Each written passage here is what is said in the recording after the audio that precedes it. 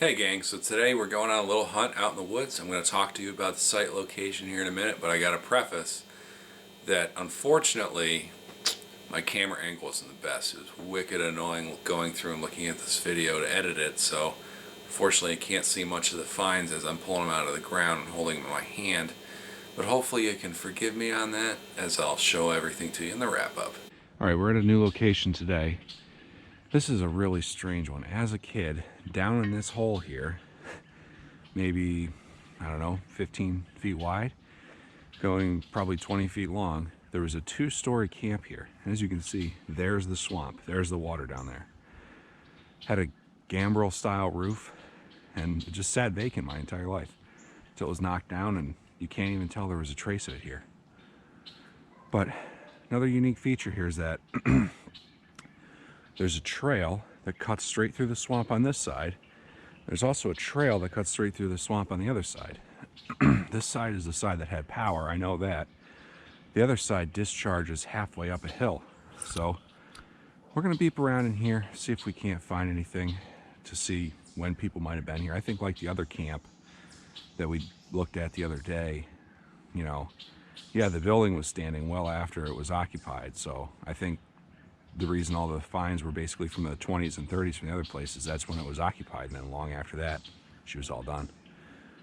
So we'll see what we get. All right, so this is the second of the two trails, and this aligns with a trolley trail up top. You can see it just disappears into oblivion over there. But off the side, got a really loud signal here. So I think it's best we investigate that one. Oh, there it is. It was way off to the side. And there we have our first relic of the place. A lantern wick adjuster. That's a cool little piece. Sometimes on the end of these, there'll be a patent date. This one looks like it's actually going to be okay, even though it's underwater. Now there is some target in that hole that we dug the lantern part out of. But there's a nice solid striker right here. So we're going to hit this one first, then go back for that other part. I don't think this is going to be too terribly deep. So maybe we'll go in with a pinpointer. Wow. That's cool. Look at that thing. That's a drawer scutcheon for sure. A little bent. But man, that's definitely the most ornate one I've found. Good target.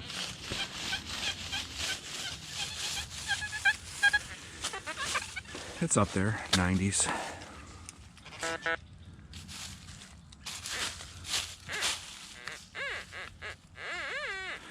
Right here.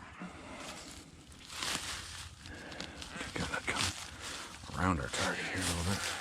Pop some of the dirt.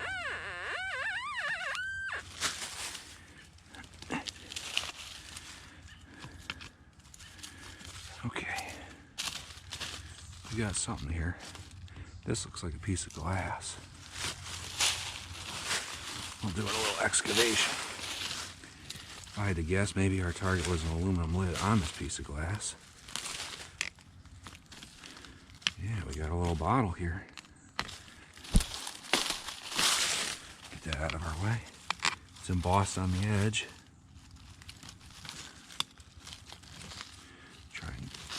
Carefully extract. I don't know how long the neck is, so yeah, there we go. I'm sure that's what that target was because the lid's aluminum. So this one says, oh, it's Bayer, so the Bayer company on both sides. Not sure the age on that, but screw top, probably not terribly old. I'm trying to clear a little area out here to put some of this brush, so I'm just making sure it's clean of targets. And it's a 59 to 61 signal. It's got a distinct shape to it, but I have no idea what that is. We'll have to clean that one up later. Fishing in the water here.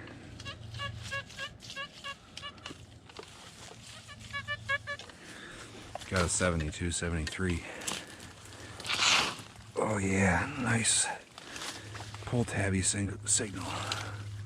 So let's go fishing in the old swamperoo for it. think I folded it over. That would be nice. So I don't have to dive glove deep in there. So it's right here.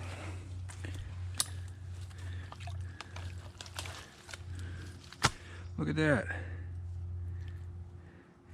We've got a spoon handle, or a fork handle, one or the other.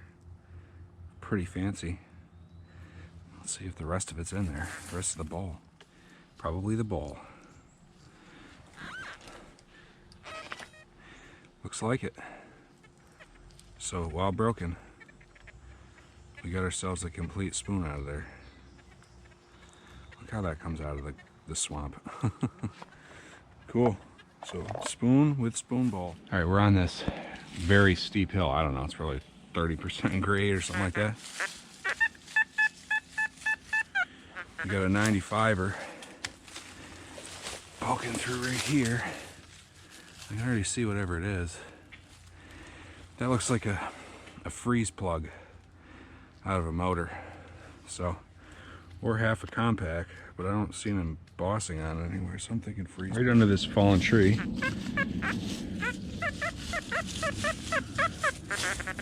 It's getting hard to even read my thing, but it says 77.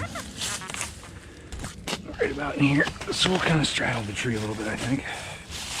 Boop. As I probably kicked the target out. Pretty sure I did.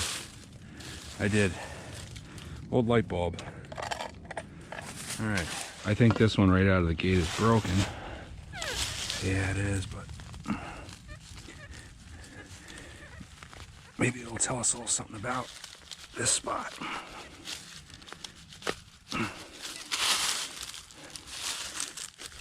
I mean, this is definitely an older one. Gosh, I wish it was complete.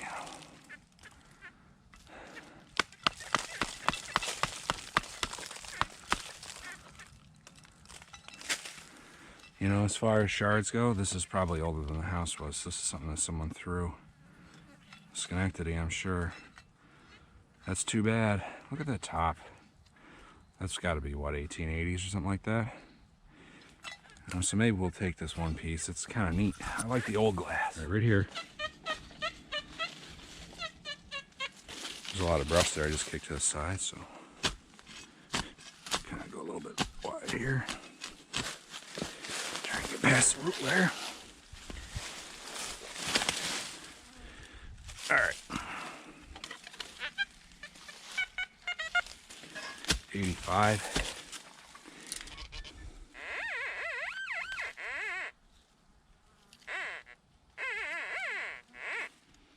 Where did you go? Oh, saw something here. That's some kind of, looks like screw-in jet out of a, I don't know that it would be burner, but could be a carburetor jet or something like that. All right, I wasn't even paying attention. I started digging a poop signal here, and this little guy, he was trying to strike my boots. So I don't know, maybe we'll leave that signal because he looks pissed. I don't know what kind of snake that is. This signal. Sounds pretty nice. Nice and tight. It's a 90. Pretty nice to be just chilling out here in the woods. Oof.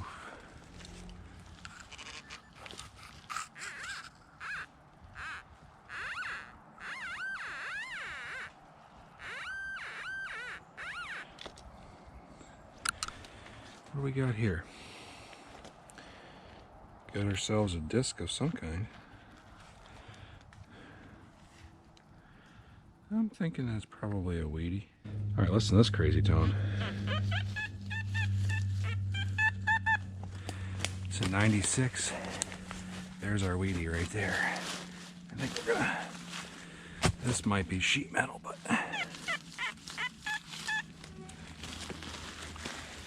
could be something else. I got something here. Ah, That's a cool one. It's kind of like a 22 signal. It's faint. Not really that good. But by golly, you dig it all here.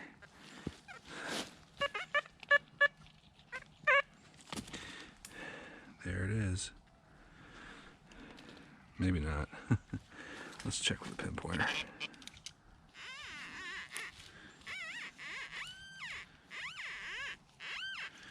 Well, I'll be.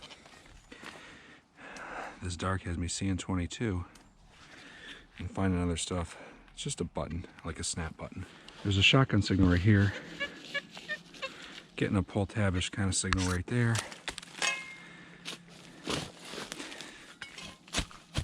The big root. Let's try a scab above that. It's a faint one. It's better now.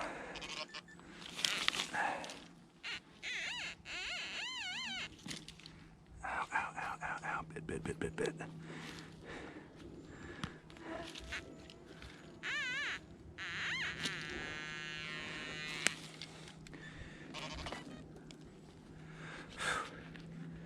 Another one of these snaps.